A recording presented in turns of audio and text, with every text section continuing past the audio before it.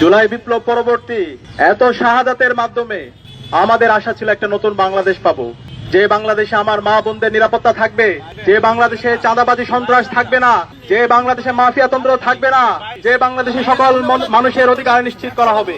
এবং এই জুলাই বিপ্লব পরবর্তী আজকে নির্বাচন হয়েছে, নির্বাচন পরবর্তী আমাদের আশা ছিল যে সরকার আসবে সেই সরকার শুধুমাত্র একটা দলের হবে না, কোন একক বর্গের হবে না, সকল মানুষের, সকল দলের, সকল মানুষের অধিকার নিশ্চিত করবে সেই সরকার। কিন্তু আমরা দেখতে পেয়েছি আজকে এই সরকার শপথ নেওয়ার পরে 12 থেকে 13 দিন হচ্ছে, এই 13 দিনে তারা আমাদের এই দেশের নাগরিকদের জীবনের নিরাপত্তা তারা দিতে পারেনি, তারা আমাদের এই দেশের নাগরিকদের সম্পদের নিরাপত্তা তারা দিতে পারেনি, তারা আমার এই দেশের মা বোনদের ইজ্জতের নিরাপত্তা তারা দিতে পারেনি। আমরা দেখতে পেয়েছি নির্বাচন পরবর্তী 24 ঘন্টার মধ্যে সারা দেশে সহিংসতা। সেই ফেসিবাদী আমলে যেভাবে ভিন্ন মতের, ভিন্ন পথের উপর যেভাবে আক্রমণ করা হতো, ঠিক একই কায়দায় নির্বাচন পরবর্তী সারা দেশে সন্ত্রাসীরা বাড়িঘর ভেঙে দিয়েছিল। নির্বাচন পরবর্তী 24 ঘন্টার মধ্যে আমরা 4টা লাশ পড়তে দেখেছি এবং একই সাথে সারা দেশে অসংখ্য মানুষের সম্পত্তিকে দখল করতে দেখেছি। একই সাথে আজকে 12-13 দিনে সারা দেশে আমার মা বোনদের উপর হামলা হচ্ছে। এই ঢাকা বিশ্ববিদ্যালয়ে এক দলের সন্ত্রাসীরা আমাদের বোনদের উপর তারা হামলা করেছে। একই সাথে আমরা দেখতে পেয়েছি রামপুরার মধ্যে 5 বছরের এক শিশুর উপরে হামলার পর তাকে হত্যা করা হয়েছে। যখন মামলা করতে গিয়েছে পরিবার, তখন প্রশাসন থেকে বলা হচ্ছে এই ধরনের দুর্ঘটনা আপনারা মাইনে নেন। আরে ভাই, এই ধরনের দুর্ঘটনা মাইনে নেওয়ার জন্য কি জুলাই বিপ্লব হয়েছে? এত রক্তের মাধ্যমে যদি আমরা সেই ফেসিবাদী বয়ান শুনতে হয়, তাহলে আমরা ছাত্র সমাজ বেঁচে থাকতে আমরা এই ধরনের ফেসিবাদ বাংলাদেশে কায়েম হতে দেব না। পরবর্তীতে এলাকাবাসী যখন ঘেরাও করলো, এরপরে মামলা নেওয়ার পরে পরিবারকে ক্রমাগত হুমকি দেওয়া হচ্ছে মামলা তুলে নেওয়ার জন্য।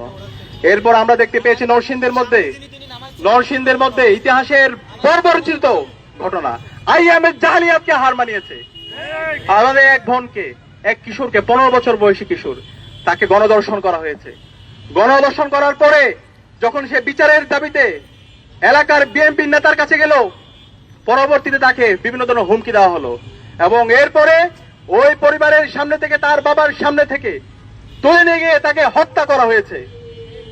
আমরা এখন পর্যন্ত এই ঘটনার সাথে যারা জড়িত এবং যারা ইন্ধন জুগিয়েছে তাদেরকে দৃষ্টান্তমূলক বিচার আওতা আনতে দেখিনি।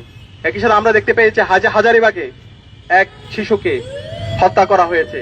এভাবে গাইবান্ধা থেকে শুরু করে বাংলাদেশের বিভিন্ন প্রান্তে আজকে মবের মাধ্যমে নাগরিকদের অধিকার হনন করা হচ্ছে এবং জুলাইয়ের যারা বিপ্লবী আছে তাদেরকে হত্যাযজ্ঞ করা হচ্ছে।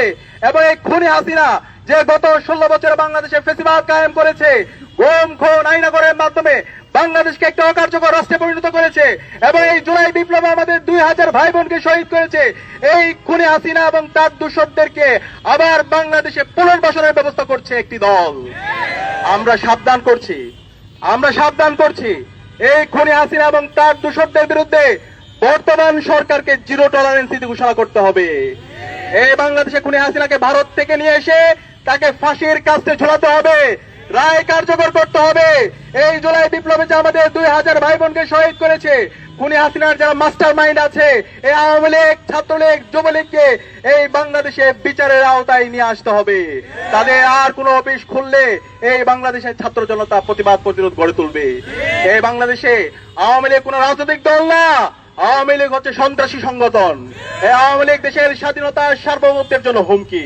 সুতরাং এই আওয়ামী লীগকে এবং খুনি হাসিনার দোষরদেরকে এই বাংলাদেশে বিচারের আওতায় নিয়ে আসতে হবে এবং সারা দেশব্যাপী যে ধর্ষণ হচ্ছে, যে সন্ত্রাস হচ্ছে, যে মাফিয়াতন্ত্র হচ্ছে, এই সন্ত্রাসীদেরকে দ্রুত সময়ের মধ্যে অ্যারেস্ট করে তাদেরকে বিচারের আওতায় নিয়ে আসতে হবে। একই সাথে আমরা দেখতে পেয়েছি ঢাকা বিশ্ববিদ্যালয়ের শিক্ষার্থীর উপর এবং সাংবাদিকদের উপর এই সোহরাওয়ার্দী উদ্যানে পুলিশ হামলা করেছে। আমরা এই ধরনের পুলিশের রাষ্ট্র দেখতে চাই না, যে পুলিশ আমার সাংবাদিকদের উপর হামলা করে, আমার ভাইয়ের উপর হামলা করে, আমার বোনের উপর হামলা করে। সুতরাং এই পুলিশের যারা এই নাগরিকদের উপর হামলা করেছে তাদেরকে বিচারের আওতায় নিয়ে আসুন। আমরা দেখতে পাচ্ছি এই পুলিশের বিরুদ্ধে ব্যবস্থা না নিয়ে বরং তাদেরকে আরো পদোন্নতি দেওয়া হচ্ছে।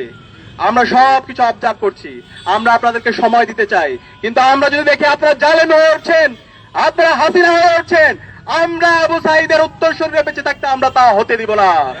প্রয়োজনে জীবন দেব, কিন্তু বাংলাদেশে আর কখনো হাসিনা তন্ত্র ফিরে আসতে দেব না।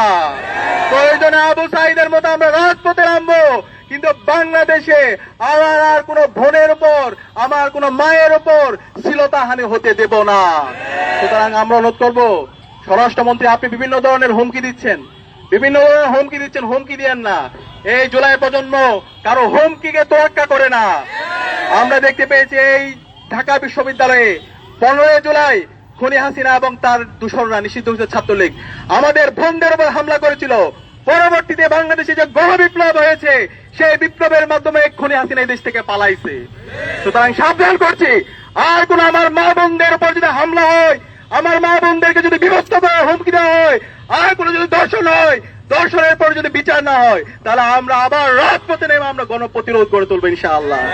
সুতরাং আপনাদেরকে অনুরোধ করবো, বাংলাদেশের ছাত্র সমাজকে অনুরোধ করবো, সবাইকে সজাগ থাকতে হবে।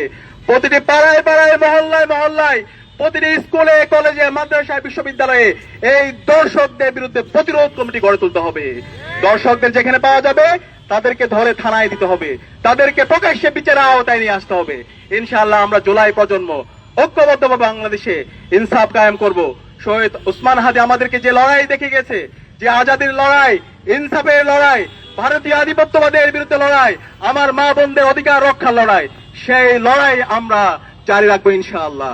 সেই লড়াইয়ে সবাইকে নেতৃত্ব দেওয়ার জন্য উদাত্ত আহ্বান জানিয়ে আজকে আমি আমার কথা এখানে শেষ করছি। ইনকিলাব জিন্দাবাদ।